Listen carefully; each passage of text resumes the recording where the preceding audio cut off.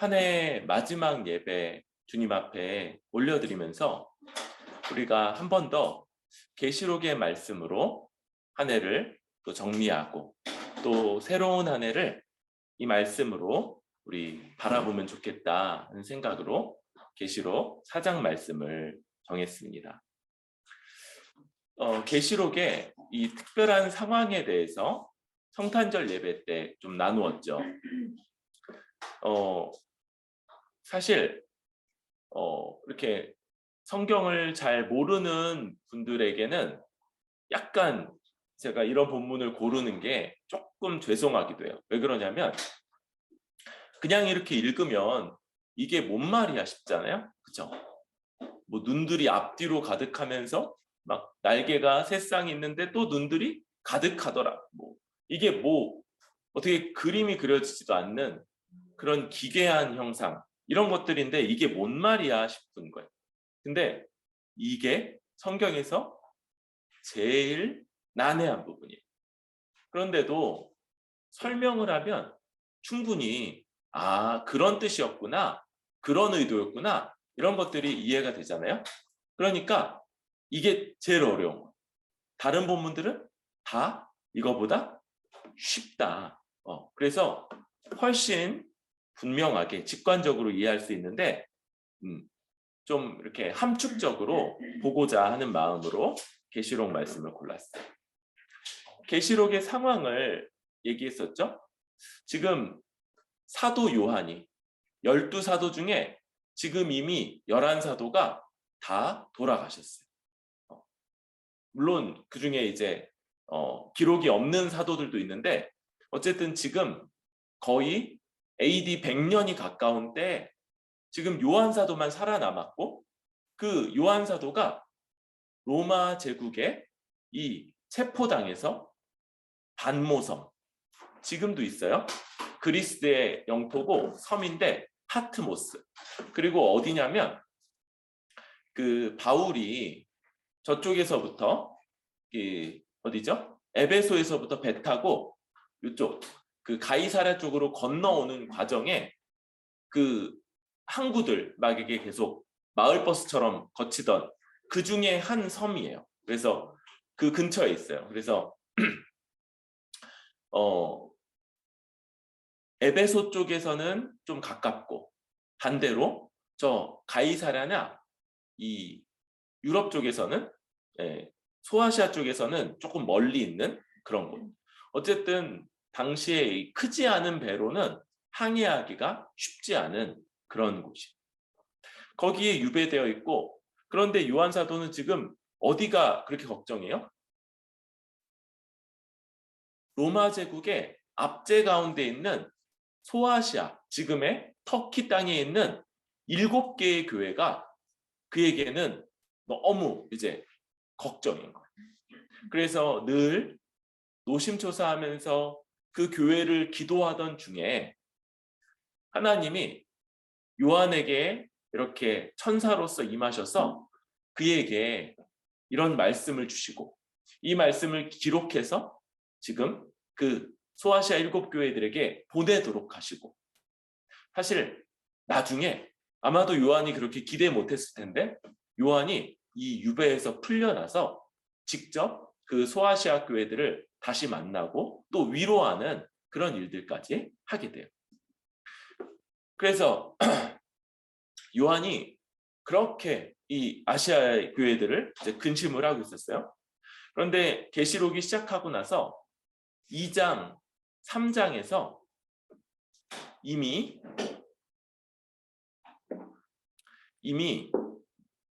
그 말씀이 이 소아시아 7교회에 각각 어떤 말씀을 써보내야 되는지 그렇게 말씀을 주세요. 그리고 나서 4장이 시작되면 장면이 좀 바뀌는데 2일 후에 이렇게 말하는데 사실 2일 후에 그러니까 우리 느낌으로는 앞에 2장과 3장 이야기 그 다음에 벌어진 일인 것 같다 이렇게 보이는데 요 계시록은 시간 순서가 특별히 큰 의미가 없어요. 사실 요 2일 후에라고 번역된 이 말 자체도 논리적으로 관련돼 있다는 걸 보여줄 뿐이지 시간으로 그 뒤에 벌어진 일이다 이런 것들을 의미하진 않아요. 시간 문제는 아니에요. 그런데 지금 뭘 보냐면 하늘에 열린 문이 있어요. 여러분, 요한도 그렇고 우리도 그렇고 기본적으로 사람이 발을 딛고 사는 곳은 어디예요? 땅이에요. 땅. 우리 머리 위에 하늘이 있다고도 생각하는데 이 당시에 사람들의 관념 속에는 하늘은 하나님이 거하시는 곳, 땅은 사람이 거하는 곳이고 그 둘은 분리돼 있어요. 분리돼 있어요. 땅과 하늘, 하나님이 계시는 곳과 사람이 있는 곳, 이 둘은 분리되어 있는 상태인 거예요. 그런데 원래 분리되어 있었느냐? 아니, 원래부터 그랬던 건 아니에요. 우리 제일 처음에 하나님이 만드시고 에덴을 두셨던 곳 어디야? 그러면 하나님이 아담을 만드시고 아담과 하와를 두셨던 곳. 에덴 동산. 그치? 에덴 동산은 사람이 거하는 땅이었을 뿐만 아니라 동시에 거기에 하나님이 함께 거하는 하늘이기도 했던 것. 하늘과 땅이 원래부터 갈라져 있던 것은 아니었어요. 에덴 동산은 하늘이면서 동시에 땅이었던 거예요. 그런데 이 둘이 갈라지게 된 시점 뭐예요? 아담의 범죄 때문에, 아담의 범죄 이후에 아담과 하와가 에덴 동산에서 쫓겨나고 난 다음에 이제 하나님과 사람은, 곧 하나님이 거하시는 하늘과 사람이 거하는 땅은 분리되어 있는 상태 가운데 있는 거예요. 영원히 분리되어 있다. 완전히 분리되어 있다. 그러면 우리에게는 구원의 소망이 없었을 거예요. 그런데 이 둘이 만나는 접점들이 있어요. 대표적으로 어떤 거냐면 야곱이라는 사람이 길을 가다가 베델이라는 곳에서 꿈을 꾸는데 그 꿈 속에서 어떤 일이 벌어지느냐? 사다리가 뭐하고 뭐를 연결해요? 땅과 하늘을 연결하고 그 사다리로 하나님의 천사들이 오르락 내리락 하고 있는 장면을 목격하는 거예요. 꿈속에서. 그리고 그가 꿈을 깨고 일어나서 베스라는 말은 히브리어로 집이라는 뜻이에요. 엘은 하나님이라는 뜻이에요. 그래서 여기가 하나님의 집이구나. 그래서 이름 붙인 곳이 바로 벳엘인 거예요. 하나님의 집. 여기가 하나님의 집이구나. 야곱은 그렇게 생각했어요. 베델. 그런데 거기만이 아니었던 거예요. 이제 어디가 대표적으로 하늘과 땅이 만나는 접점이 되냐면 하나님이 만드시는 성막, 그리고 그 뒤에 이 성막은 텐트였다가 이동식 텐트, 그러다가 이게 다윗의 아들 솔로몬 때 건물로서 지어지게 되는데 이 성전이 하늘과 땅의 접점이 됩니다. 그래서 이 성전의 대표적인 용토가 뭐예요? 죄인이 거기 나와서 제사를 드리고 이제 하나님 앞에 나아가서 기도하면 하나님이 들으시는, 바로 만민이 기도하는 집, 이게 성전의 용도였던 거. 그렇게 이 둘이 접점들이. 그리고 이제 어디에서 이 접점이 벌어지냐면 예수님의 십자가 사건에서. 예수님이 뭐라고 그러시냐면요, 야곱의 그 꿈에서 본 사닥다리를 빗대어서 너네 이제 인자 위로 하늘이 열리고 인자 위로 하나님의 천사가 오르락 내리락 하는 걸 보게 될 거다, 이렇게 예언을 하시는 겁니다. 그러니까 예수님으로 인해서 뭐가 연결된다고요? 다시 하늘과 땅. 그리고 예수님이 사닥다리처럼 높이 들리신 사건 언제요? 예수님의 십자가, 바로 예수님의 십자가로 인해서 하늘과 땅이 이렇게 연결되는, 오늘 여기 지금 하늘에 열린 문이 있는데 이 열린이 시제가 완료 시제, 완료 시제. 완료 시제. 어떤 의미입니까? 그죠? 이미 그 일이 벌어져서 지금은 그 결과가 나타나고 있는. 과거에 언젠가 닫혀 있었죠? 하늘과 땅은 분리돼 있었어요. 그런데 과거에 어떤 사건으로 인해서 이 하늘의 문이 열렸고 지금은 어떻다고요? 열려진 상태. 이걸 지금 요한이 보게 되는 거예요. 바로 예수님의 십자가로 인해서 그때 위에서부터 아래로 찢겨진 그 지성소 휘장처럼 하늘과 땅이 이제 열려졌고, 어디나 다 열려있지 않죠? 불신자들에게는 여전히 닫혀 있지만 이제 신자들에게 우리 주 예수 그리스도 믿음 안에서, 그리고 본문이 말하는 것처럼 성령 안에서는 이제 열려진, 이미 2000년 전부터 열려져서 얼마든지 그 앞에 나아갈 수 있는 그런 곳인 거예요. 지금 요한이 환상 속에서 하늘에 열려진 그 문을 보고 있어요. 그리고 음성이 들리는데 올라오라. 요한이 실제로 올라가지 않죠? 지금 환상 속에서 땅에 거하던 요한이 그 열린 문으로 이제 하늘의 장면들을 보고 있는 것을 지금 보고 있는 거예요. 그래서 성령 안에서 열린 하늘의 열린 문으로 그 하늘을 아주 뚜렷이 분명하게 보게 되는데, 그 본 장면이 뭐냐? 여러분 여기 되게 인상적인 것들이 많아요. 그렇죠?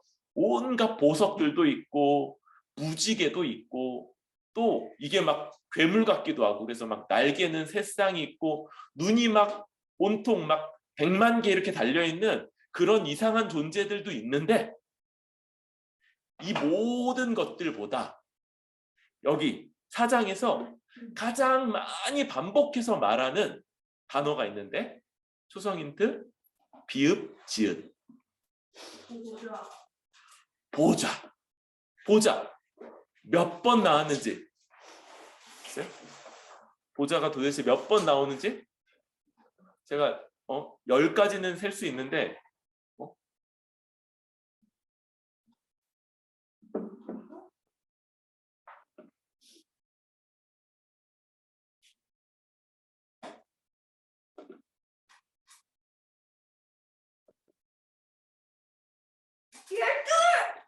12 맞나요? 12? 제가 10가지는 8? 8? 네네요. 네. 그죠?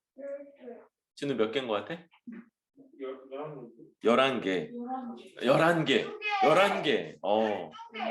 13개. 정말 자기 믿음의 크기에 따라서 점점 더 많이 보는 것 같아요. 네. 제가 10개가 넘는 걸로 기억이 대충 나요. 기억할 줄 알고 안 적어놨는데, 아무튼 여러분, 그러니까 요한이 환상 속에서 하늘의 열린 문으로서 보게 된 그 하늘의 가장 중요한 그림은 뭔 거예요? 보좌인 거예요. 보좌. 보좌. 보좌가 누가 앉는 자리예요? 왕이 앉는 자리. 그래서 보좌에 앉으신 분이 왕인데, 왕은 무슨 역할을 해요? 그쵸, 통치. 그래서 그 보좌에 앉으신 분이 왕으로서 통치하신다. 그분이 다스리신다. 이게 이 4장의 이 복잡다단한 수많은 이미지들 중에 제일 중요한 이미지인 거예요. 거기 누가 앉아 계시겠어요? 그죠? 여기 4장에서는 하나님이 주인공이시고 5장의 주인공이 예수님이세요. 그래서 5장에 예수님 나오는데 4장에서는 먼저 하나님이 그 보좌에 탁 앉으셔서 만물을 다 다스리고 계시는 거예요. 이 4장에서 다른 것들, 뭐 보석 이름, 또 거기 무슨 동물들이 나오는지 뭐 이런 것들은 잊어도 뭐는 잊으면 안 된다고요? 보좌와 거기 앉으신 분이 왕으로서 모든 것을 다스리신다. 이게 요한이 보는 가장 중요한 환상인 거예요.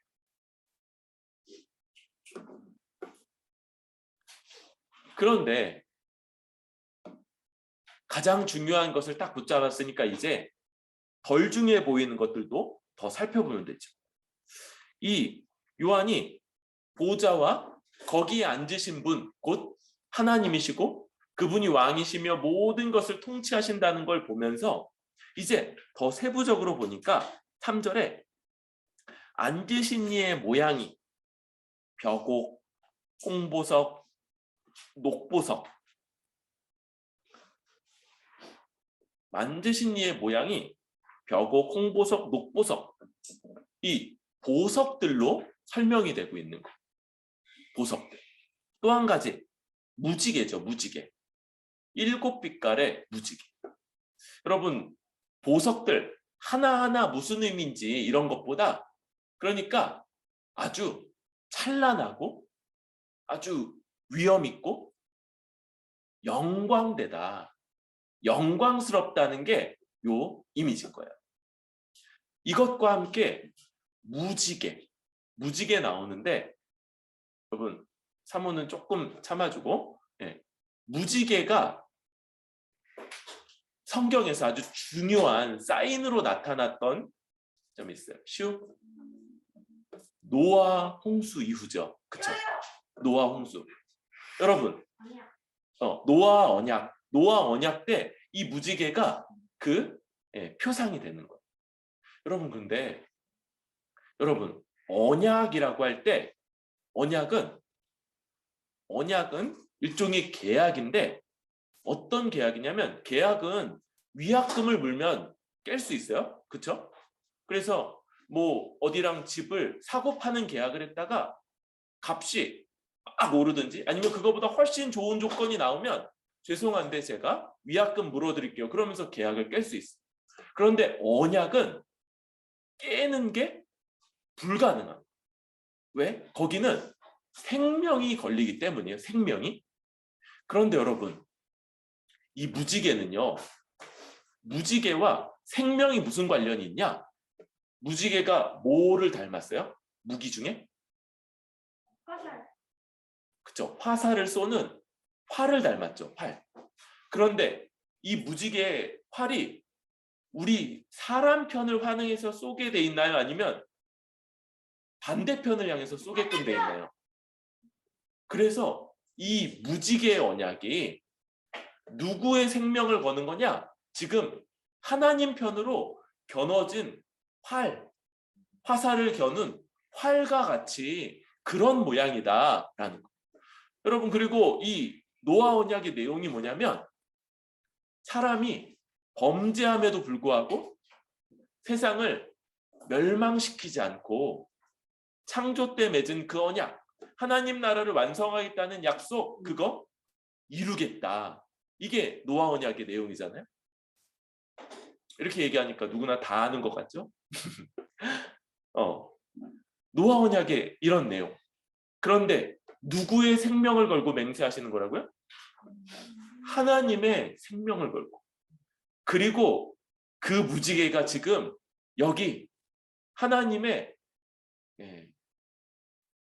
보좌를 나타내는 그 아주 중요한 그림으로 여기 다시 등장하고 있는 거예요. 그 하나님 어떤 분이세요? 사람들의 범죄함에도 불구하고 죄악에도 불구하고 하나님 나라를 이루시겠다는 그 약속을 반드시 성취하겠다는 노아 언약을 이루시는 하나님.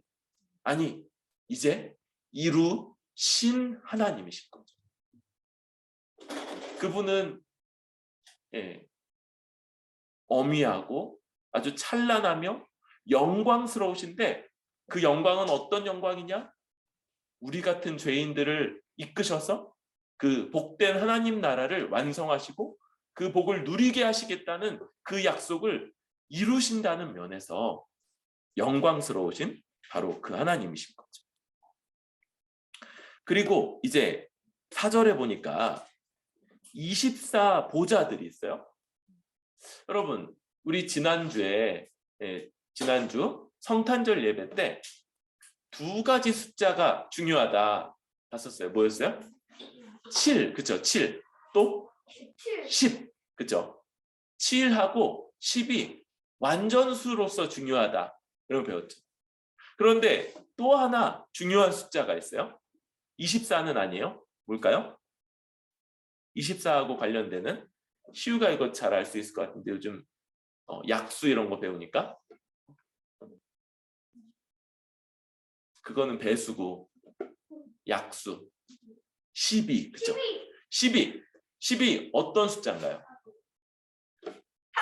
사도의 숫자, 그쵸? 사도 12명, 사도의 숫자. 그것만인가요? 또 하나의 12. 그쵸? 구약 이스라엘이 12지파였죠. 여러분, 그래서 12는 어떤 숫자냐면 하나님의 백성을 상징하는 숫자예요. 구약에 하나님의 백성이 12지파로서 이루어졌었고, 신약에 하나님의 백성을 이루는 교회의 기초가 바로 12사도인 것. 그러니까 여기 24가 뭐 더하기 뭐예요? 구약 12지파의 숫자 12 더하기 신약 12사도의 숫자 12. 의미는 뭐예요? 신구약의 모든 하나님의 백성들. 여기 24명의 보좌는요, 24 장로들이 앉아있죠. 그런데 이 24이 뭐냐? 구약의 12, 신약의 12를 합쳐서 신구약의 모든 하나님의 백성을 상징하는 그런 사람들. 그 사람들도 지금 어디 앉아있어요? 보좌에 앉아있어요. 여러분, 지금 상황이 어떻다고 그랬어요? 지금 로마의 압제를 받아요. 그래서 아직도 그 소아시아, 지금의 터키 지역에 가면 그쪽에 갑바도기아 이런 곳에 꼭 가는 곳, 지하 교회. 이 땅굴로 아주 깊이 들어가서 거기에서 사람들이 거기로 피신해서 거기서 예배드리고 거기서 살았던. 그런데 군데군데 어떤 구멍이 있냐면 성인은 못 빠져나가고 어린 아이들 정도 빠져나갈 수 있는 구멍들이 있어요. 이게 왜 있는지 알겠죠? 로마 군대가 거기를 발각당해서 들어와도 어른들은 죽어도 아이들은 그 구멍으로 피신시키려고 만들어 놓은 그런 구멍들이에요.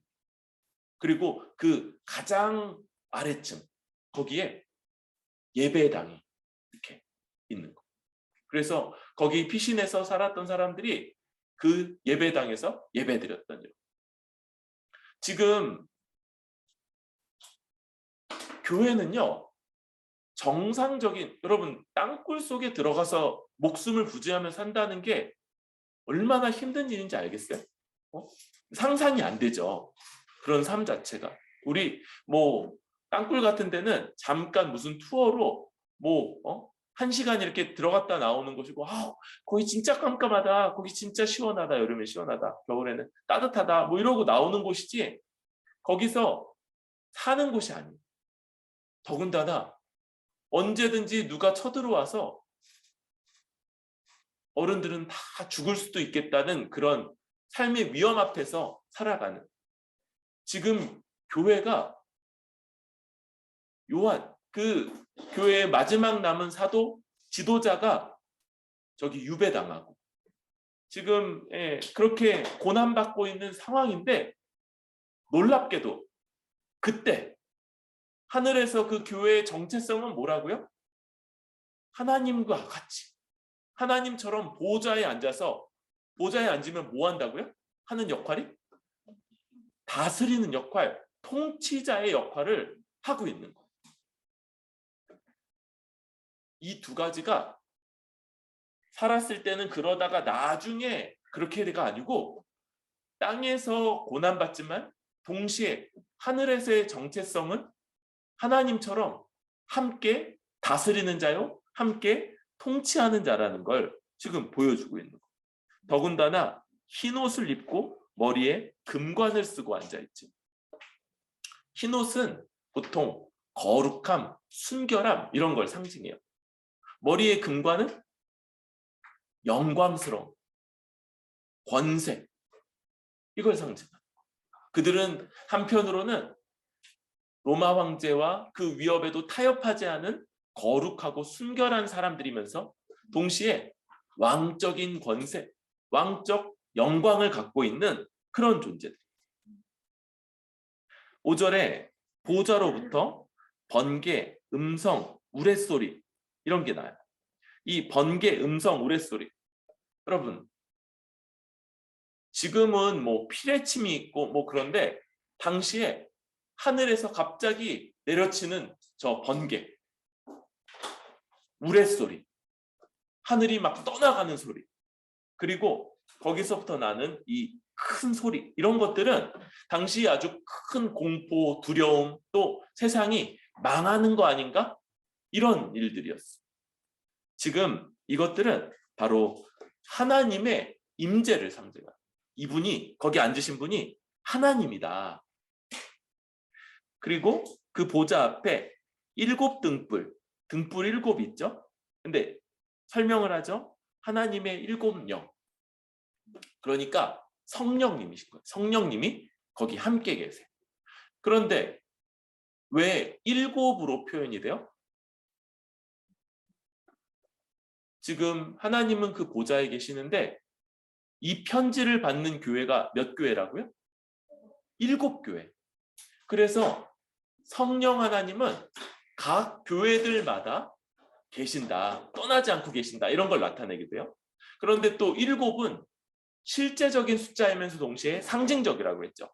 완전수. 그러니까 그 7 교회에만, 성령님이 7 영이시니까 그 딱 7 교회에만 있는 거예요? 아니요. 모든 교회에 하나님의 영이 함께 하신다. 지금 여기도 딱 와 계시는 것. 네. 다 믿음의 눈으로 보시죠? 보이시죠? 이렇게 지금 어디에나 와 계시는 걸 보여주고 있는 거죠. 그리고 6절에 보면 보좌 앞에 수정과 같은 유리바다가 있고 보좌 가운데와 주위에 4 생물들이 있는데 앞뒤에 눈들이 가득하더라. 요 유리바다, 이게 뭔가 그 하나님의 성막에도 그렇고 성전에도 성소 바깥에 이 성전 뜰에 있는 게 있었어요. 물두멍. 그래서 노수로 된 큰, 그런데 그거 이름이 바다야, 바다. 놋바다. 이렇게 불렸어요. 거기에 있는 물로 이제 정결 예식을 치르고 또 동물들, 이 제단에서 이렇게 동물들 처리하는데도 그 물을 사용을 했어요. 그거 이름이, 명칭이 바다였던 거예요. 지금 그러니까 하나님의 보좌가 있고 거기 앞에 바다가 있다. 그럴 때 지금 요한이 하늘에서 보고 있는 그 그림을 땅에서 봤던 성전의 그림, 성전 구조하고 지금 같은 거라고 보는 거예요. 그러니까 지금 물론 이런 것들은 다 상징적인 거라서 실제로 하늘에 뭐라고 해야 되나요? 거대한 물그릇이 있고 물그릇이 있고 거기가 물이 찰랑찰랑 차 있다, 이런 걸 보여주진 않는데 하늘에 하나님의 보좌 장면을 본딴 게 뭐였던 거예요? 땅의 성막이고 성전이었던 걸 볼 수 있는 거예요. 이제 이 보좌 주변에 4 생물들이 나오는데 특징이 뭐냐면 눈이 가득하다는 거죠. 눈이. 이 4 생물들은 특징이, 첫째 생물은 사자, 둘째 생물은 송아지, 셋째 생물은 사람, 넷째 생물은 독수리. 그죠? 요 왜 넷이냐? 그럴 때 사자는 맹수의 대표로, 송아지는 가축의 대표로, 사람은 모든 만물의 영장이죠. 마지막으로 독수리는 뭐의 대표예요? 날짐승들의 대표. 그래서 요 네 종류가 맹수, 들짐승, 가축, 사람, 그리고 날짐승. 이런 뭐요? 생물 전체를 대표하는 이미지다. 이렇게 봐요. 요 이미지들은 이제 다른 성경들에서도 그렇게 쓰였어. 그런데 이 생물들은 모양은 그런데 그 존재가 뭔지가 6절에서 8절에서 드러나는데 각각 6날개를 가졌어. 요거 구약 성경 조금 아는 사람은 6날개를 가진 존재, 3쌍의 날개를 가진 존재, 요거, 그리고 하나님 앞에서 노래 부르는 3쌍의 날개를 가진 존재. 뭘까요? 뭐? 천사. 그쵸? 이사야 6장에 하나님의 보좌 환상을 이사야가 보는데 거기에 천사들이 날고 있죠. 근데 어떻게 날아요? 날개 한 쌍으로는 얼굴을 가리죠. 그러니까 천사들은 죄가 있어요, 없어요? 죄가 없는데 죄가 없음에도 누구를 못 보는 거예요? 하나님을 못 보는 거예요. 그만큼 죄가 없어도 하나님은 그 존재 자체가 차원이 다르신 분이에요. 그래서 피조물이 감히 맨눈으로 바라볼 수 없는 영광스러운 분인 걸 보여주고 있어요. 또 나머지 한 쌍으로는 발을 가린다고 그러죠. 발이라고 보기도 하고 이렇게 이 부끄러운 부분이라고 그렇게 보기도 해요. 그걸 가리고 있어요. 그러니까 부끄러운 부분을 하나님 앞에 또 드러내지 못하고 있는. 나머지 한 쌍으로 뭐예요? 이렇게 날고 있죠. 거기다가 이 천사들이 하나님의 성전에서 뭐예요? 거룩하다, 거룩하다, 거룩하다 이렇게 하나님께 찬양하고 있는 거. 어디서 봤어요, 우리? 8절에서 똑같죠. 거룩하다, 거룩하다, 거룩하다. 주 하나님 곧 전능하시니요 전에도 계셨고 이제도 계시고 장차 오실리라. 같은 찬양 부르고. 그러니까 요 내 생물 모양을 가진 존재들은 실체는 뭐예요? 하나님의 천사들. 근데 그 특징이 뭐로 묘사된다고요? 뭐가 많다고요? 눈이 앞뒤에 가득하고 또 뭐 눈들이 주변에도 가득하고. 그래서 이 4마리의 천사들은 뭐냐면 피조 세계 전체, 생물들을 대표한다고 그랬잖아요. 피조 세계 전체를 감찰하는 눈이니까 하나님의 눈을 대표해서 이 모든 것들을 하나님을 대리해서 돌보는 그런 역할을 하는 거. 그리고 동시에 그들이 하나님 앞에 어떻게 해요? 찬송하는 그런 장면. 지금 하나님의 보좌가 가운데 있고 그걸 둘러서 24개의 보좌, 하나님의 백성들이, 그리고 이제 4마리의 천사들. 그런데 이것들은 피조물들 전체를 대표한다고 그랬죠? 피조물 전체. 그렇게 해서 다 정중앙에 계시는 하나님을 향해서 찬송하고 있는 그런 장면이에요. 9절에 보니까 계속 찬송이죠. 보좌에 앉으사 세세토록 살아계시는 이에게 영광과 존귀와 감사를 돌릴 때 10절에 24장로들이 보좌에 앉으신 이 앞에 엎드려 세세토록 살아계시는 이에게 경배하고 자기 관을 보좌 앞에 드리는 거. 그렇죠? 자기의 관, 그러니까 자기의 영광, 자기의 위엄, 자기의 통치권, 이 모든 것들을 상징하는 그것을 하나님께 돌리고 뭐라고 그래요? 우리 주 하나님이여 영광과, 우리 같이 읽읍시다. 시작. 우리 주 하나님이여 영광과 존귀와 권능을 받으시는 것이 합당하오니 주께서 만물을 지으신지라 만물이 주의 뜻대로 있었고 또 지으심을 받았나이다. 하나님께 자기의 관을 돌려드리면서 그렇게 하나님만이 모든 영광과 존귀와 권능을 받으시는 것이 합당합니다. 주께서 만물을 지으셨고 그리고 그 모든 것을 보좌에 앉으셔서 다스리십니다. 이렇게 고백하고 있는 그런 장면.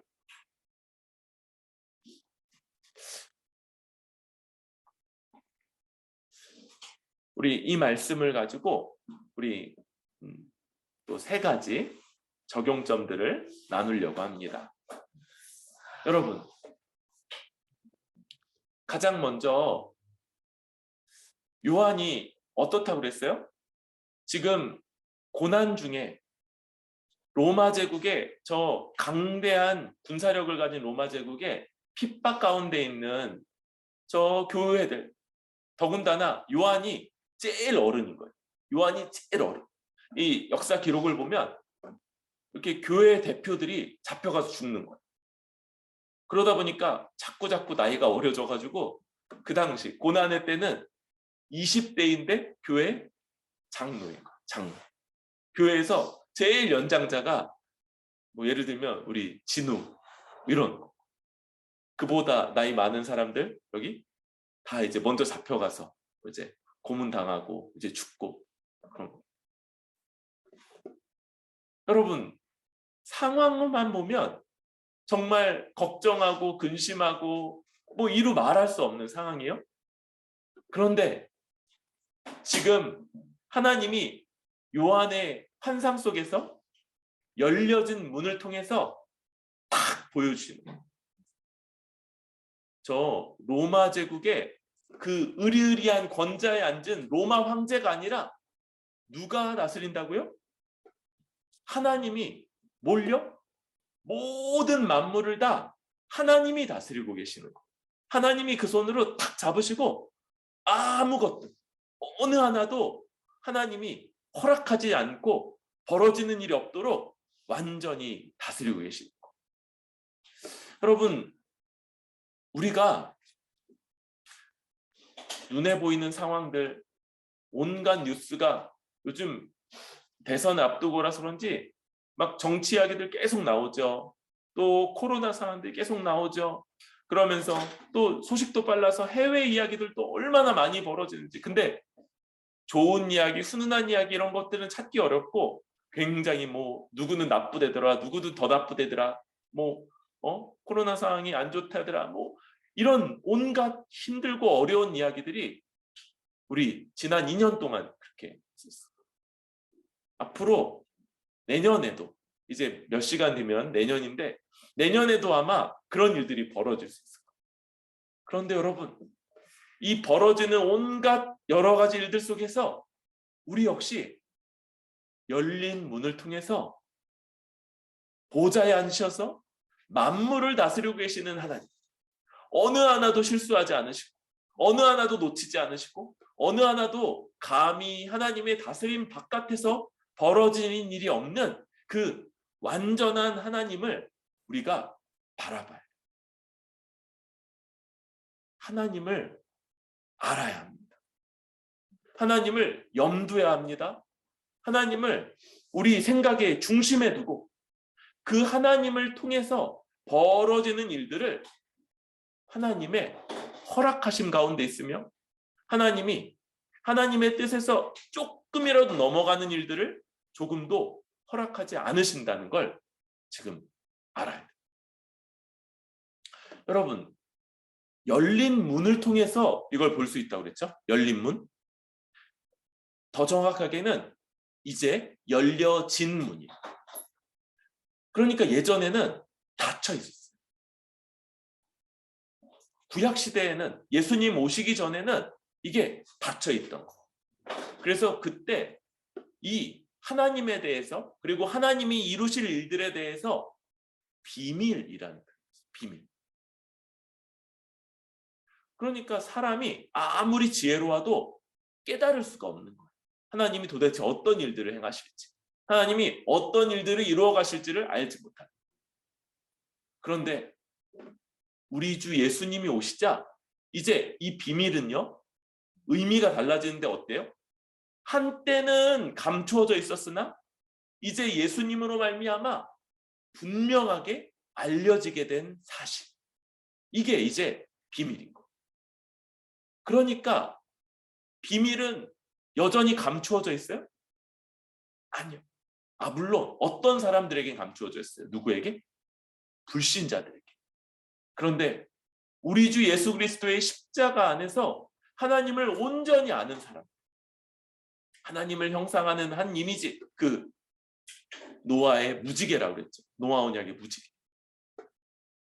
하나님이 자기 자신의 생명을 걸고 맹세하셨고 이제 자기 자신의 생명 같은 자기 아들을 십자가에서 죽이시면서 성취하신 바로 이 내용으로 하나님을 알아가는 자들에게는 더 이상 감추어진 비밀이요, 이제 분명하게 드러난 것, 아주 명백한 것. 그리고 그 자기 아들까지 우리에게 내어주시면서 하나님 나라를 성취하겠다는 그 약속을 이루신 그 하나님이 그 뜻대로 만물을 다스리고 계시는 것, 이것이 우리가 알아야 되는 하나님이고 우리가 기억해내야 되는 하나님이고, 바로 이 하나님이 우리의 계획과 우리의 판단과 우리의 이해의 중심에 있을 때 우리는 제대로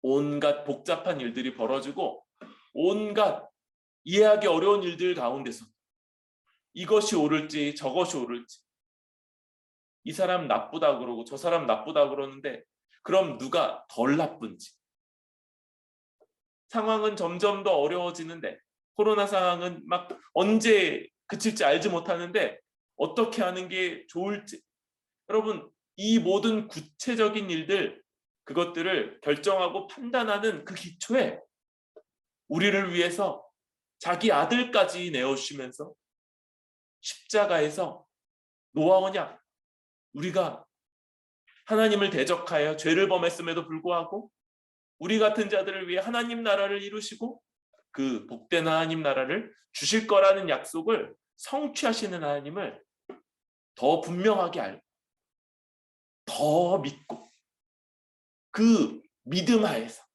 하나님이 그 약속 안 지키시면 우리 완전히 망할 텐데 하나님이 그 약속을 반드시 지키시기 때문에 결코 망하지 않을 그런 계획과 결정과 판단들로 한 해를 열어가고 한 해를 채워가기를 부탁을 드립니다.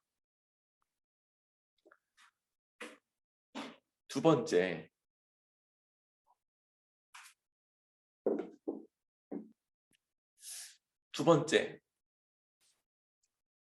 번째는 이 벼곡, 홍보석, 무지개, 녹보석, 이 하나님의 영광을 우리가 좀 생각하면 좋을 것 같아요. 여러분, 하나님은요, 그분은 영광스러우신 분이에요. 여러분, 영광이라는 게 뭡니까? 아주 모호할 수 있어요. 그런데 이 영광은요, 찬란해서 우리 모든 것, 그걸 탁 보는 순간에 다른 모든 것들은 빛이 바라고 그것 하나만 탁 눈에 들어오는, 뭐 이런 거겠죠. 이렇게 사랑에 빠진 사람이 이렇게 인파 속에서 자기 이렇게 연인 그러면 너무 약하고 배우자를 딱 봤을 때 그 배우자만 이렇게 칼라로 보이고 나머지 모든 수십만의 인파는 다 흑백으로 보이는 그런 그림? 별로 이렇게 잘 동의가 안 되는. 그것 하나가 나의 모든 관심과 마음과 이걸 다 빼앗아가고 나머지 모두는 그 앞에서 퇴색되어 버리는 이런 그런데 여러분, 이 하나님의 영광, 하나님이 영광스러우시다.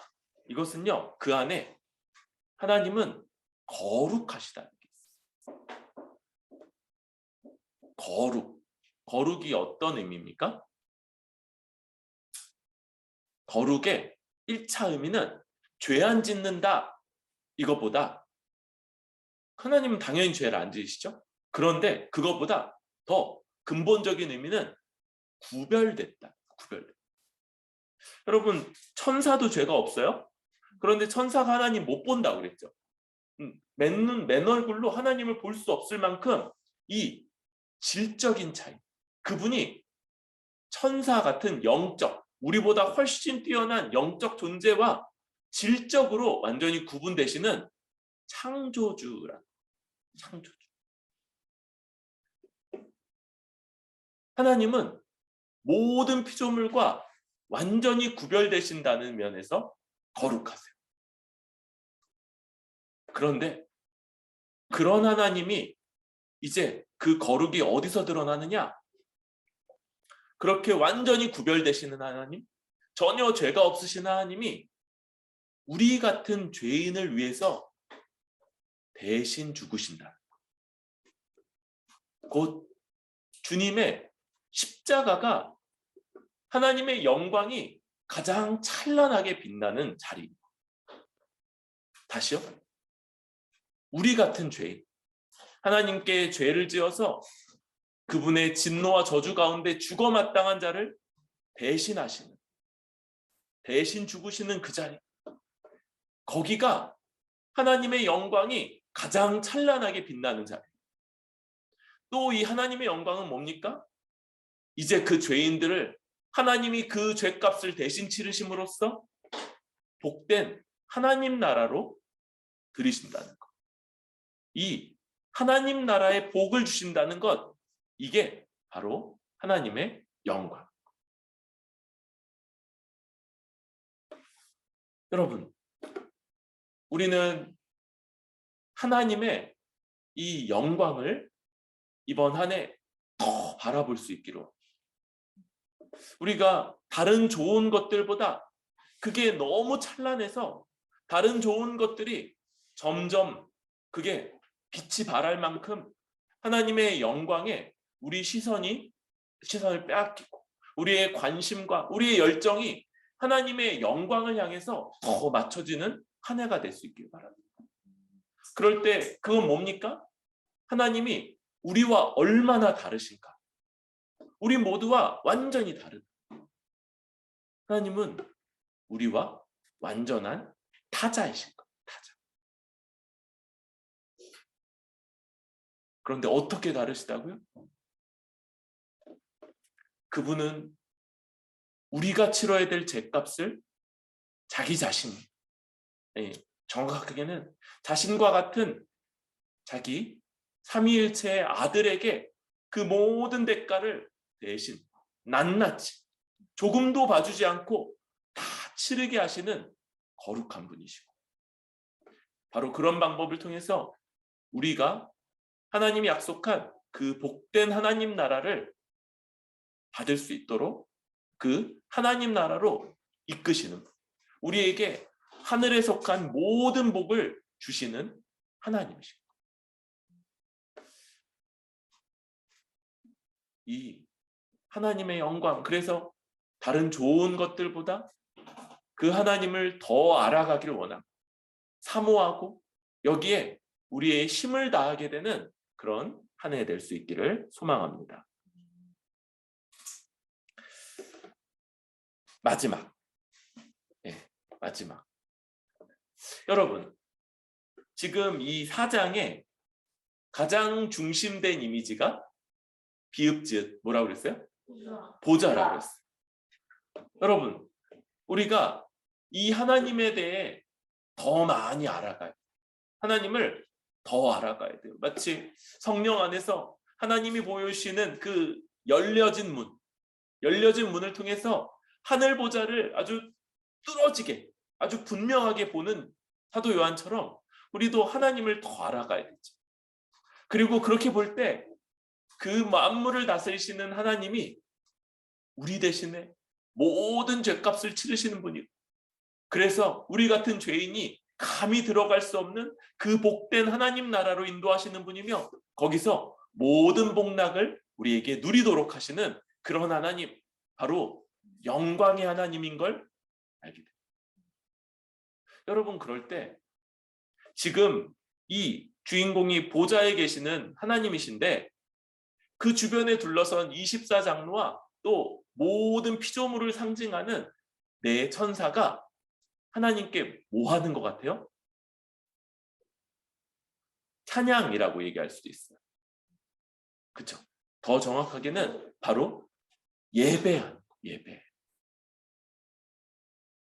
여러분, 사실은요, 우리가 주일마다 모여서 이 자리에서 예배할 때 사실은 성령 안에서 우리가 여기서 예배하는 게 아니고, 바로 이 성령 안에서 하나님 보좌 앞으로 나아가서 지금 저 24장로로서, 그리고 우리 옆에는 우리보다 바깥쪽 원에는 뭐도 있어요? 모든 피조물을 상징하는 저 내천사도 있는 거죠. 거기서 하나님을 향해서 아주 장엄하게 울려 퍼지는 거룩하다, 거룩하다, 거룩하다 이 찬송이 우리 주변에서 완전히 입체 사운드로 이렇게 울려지는 가운데 우리도 거기서 예배드리고 있습니다. 바로 이것은 그 하나님을 향한 모든 피조물, 특별히 하나님의 백성들의 마땅한 반응, 예배의 장면을 그리기도 하고 있습니다. 여러분, 하나님을 알아야 됩니다. 그리고 그분의, 하나님을 아는 건 그분의 영광을 아는, 그렇게 영광의 하나님을 알 때 우리는 마땅한 반응이 필요한데, 그게 뭐냐면, 아, 하나님, 아, 이런 분이시구나, 이런 분이시구나, 이런 분이시구나, 이렇게 알거나 어디다 적어 놓는 것이 아니라 바로 그분께 온전히 예배하는 것. 이것은 하나님을 알게 된 자, 하나님을 더 온전히 알게 된 자의 마땅한 반응이라고 했습니다. 하나님을 아는 자는요, 이제 하나님의 백성들 가운데 나아서 이제 성령 안에서 두세 사람이 내 이름으로 모인 곳에는 나도 그들 중에 있다 약속하신 그 주님의 성령을 의지하여서 여기 하늘 하나님 보좌 앞으로 나아가 그 24장로 가운데 서서, 앉을지도 모르죠. 서든지 앉든지 하여튼, 그리고 그 주변에 모든 피조물들, 그들을 대표하는 이 네 천사들과 함께 하나님을 향해서 전심전력을 다해서 예배하는 그런 자들이 됩니다. 여러분, 우리 새로운 한 해 하나님을 알아가는 만큼, 그분의 영광을 알아가는 만큼 더 예배하기 힘씁니다. 그럴 때 가장 중요한 것, 바로 우리가 주일 11시마다 함께 모여서 드리는 이 공예배. 이때 우리의 모든 하나님을 향한 모습들이 다 나타나요. 하나님이 한 개인을 예배자로 삼지 않으신다고 했죠? 가장 이질적이었던 사람들을 한 몸 되게 하셔서 함께 나아가는 그 예배를 받으시는 거. 그렇죠? 그래서 우리가 서로 이렇게 다른 거. 그리고 그런 자들이 주님의 십자가 은혜로 우리가 한 몸 되었습니다 고백하면서 주 앞에 나아갈 때 하나님이 아주 기뻐 받으시는 예배가 되는 거죠. 우리가 함께, 음정은 좀 틀려도 함께 올려드리는 찬양이 바로 저 화음을 하나님이 이렇게 잘 튜닝해 주셔서 이게 맞는 거예요. 거룩하다, 거룩하다, 거룩하다. 저 찬양에 아주 하나 되어서 하나님 앞에 올려드리는 찬양이 돼요. 우리가 하나님이 우리에게 허락하시는 모든 복, 모든 것들에 감사하는 마음으로 올려드리는 헌금이 그 자리에서 하나님 앞에 올려드려 가는 것. 그리고 그런 자들에게 하나님이 내리시는 그 복이 강복선언을 통해서, 그거 이제 눈 뜨고 받는 거에 우리 익숙하지 않아서 그죠? 눈 감고 받다가 막 옆에서 이렇게 눈 뜨라고 이렇게 쳐주기도 하고 그런 자들 함께 예배드린 자들이 바로 이 하나님의 복 받은 자들이다라는 걸 선언하는 이 강복 선언을 함께 받는 것 이 모든 게 다 주일 공예배에서 펼쳐지기 때문에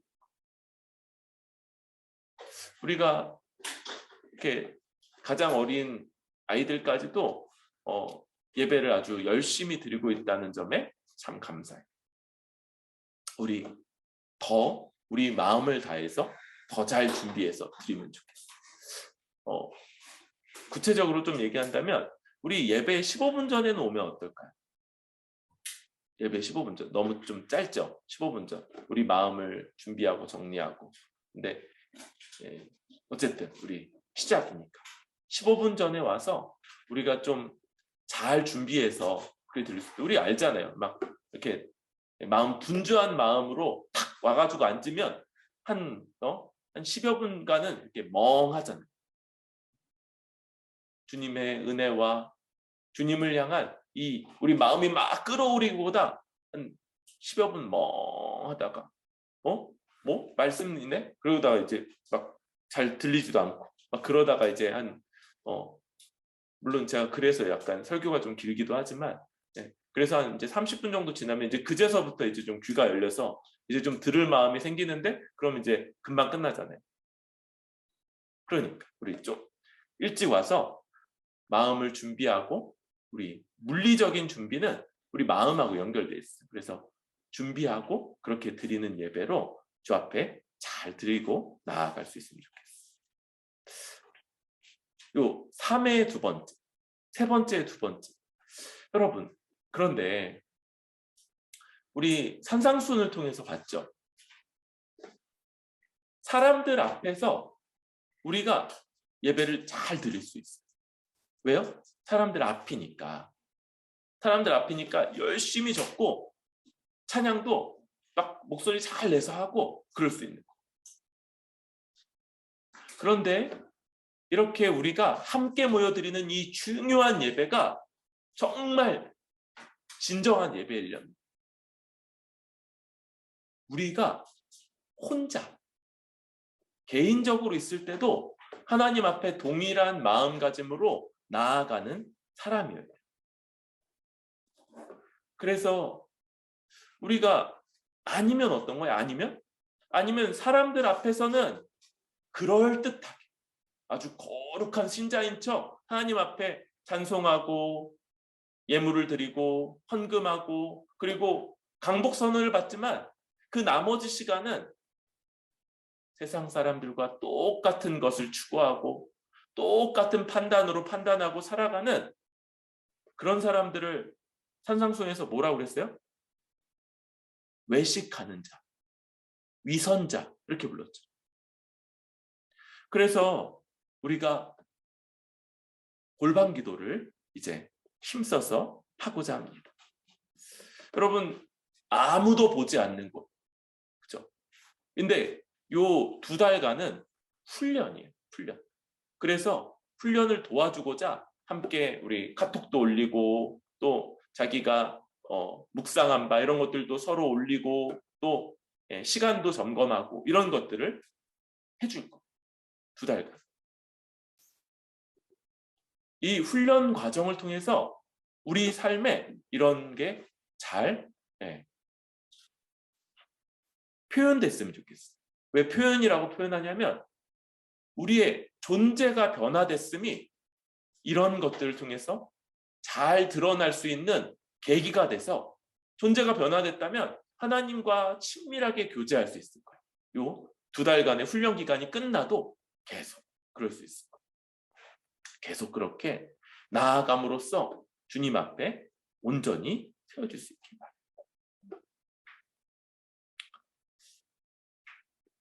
말씀을 정리하려고 합니다. 우리 이 한 해 우리가 열려진 문을 통해서 하나님의 은혜 주셔서 우리가 바라봐야 되는 건 어디나 볼 때 이렇게 보좌 하나가 딱 보여야 되는 거예요. 큰 보좌. 그래서 가장 좋지 않아 보이는 일들, 가장 어려운 일들 속에도 절대로 하나님의 다스림을 벗어나는 일이 없다는 걸 우리가 아주 믿음으로 잘 바라볼 수 있습니다. 그리고 그러할 때 우리는 하나님을 더 온전히 알아가는 것, 그분의 영광, 그분의 너무나도 하나님 앞에 합당하지 않은 자들, 오히려 진노와 저주가 마땅한 자들을 대신 그 모든 대가를 치며 구원하시는 하나님, 그리고 그런 자들을 이제 복된 하나님 나라 백성으로 삼으셔서 그 복락을 지금 누리고 또 영원히 누리게 하십니다. 바로 교회 안에서 그 복락을 허락하시는 하나님을 우리가 더 알아가는 거죠. 그리고 그런 자로서 이제 하나님 앞에 전심전력을 다해서 공예배를 드리고 이제 돌아가서 개인적으로 골방에서 하나님 앞에 기도로 나아가는 그런 우리들 됨으로써 이 한 해 2022년, 그렇죠? 2022년 아주 주 앞에 복되고 풍성한 한 해 우리 모두 될 수 있기를 소망합니다.